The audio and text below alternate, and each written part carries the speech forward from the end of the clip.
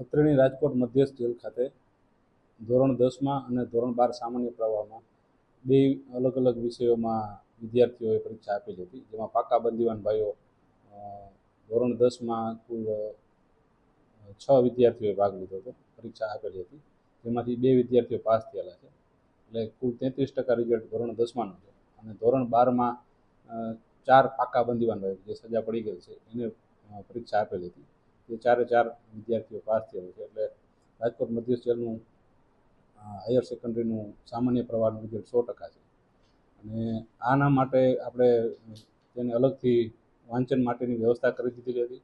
અને અભ્યાસ કરવા માટે જે કંઈ જરૂરી હોય સંદર્ભ સાહિત્ય અને પાઠ્યપુસ્તકો અહીંથી પૂરા પાડવામાં આવેલા હતા.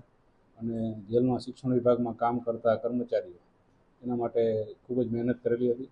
અને એના લીધેથી આજે આપણે આટલું સારું રિઝલ્ટ લાવી શકીએ.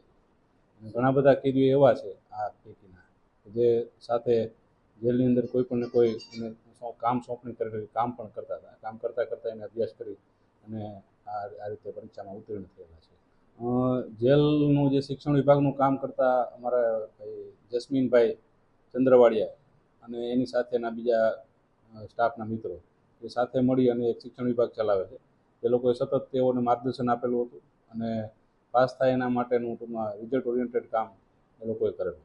યસ મેં 12 આર્ટ્સની મને જેલ તરફથી પૂરતું કે ભાઈ પાઠ્યપુસ્તક અને અપેક્ષિત આપીને જરૂરી માર્ગદર્શન આપીને અમે વાંચન કરતા. અમને ટાઈમ મળતો એટલે 2 થી 3 કલાક અમે વાંચતા અને કપડા સ્ટોરમાં કામ કરતાં સાઈડમાં અમે સમય કાઢીને વાંચતા.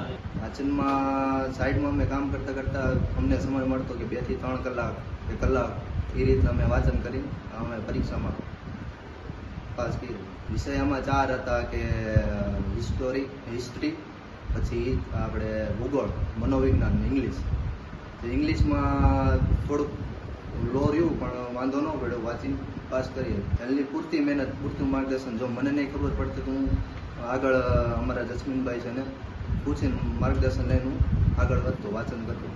સાંજ સમાચાર ફેસબુક પેજને લાઇક કરો, વિડીયો શેર કરો અને વધુ વિગતવાર સમાચાર માટે sanssamachar.net વિઝિટ કરો.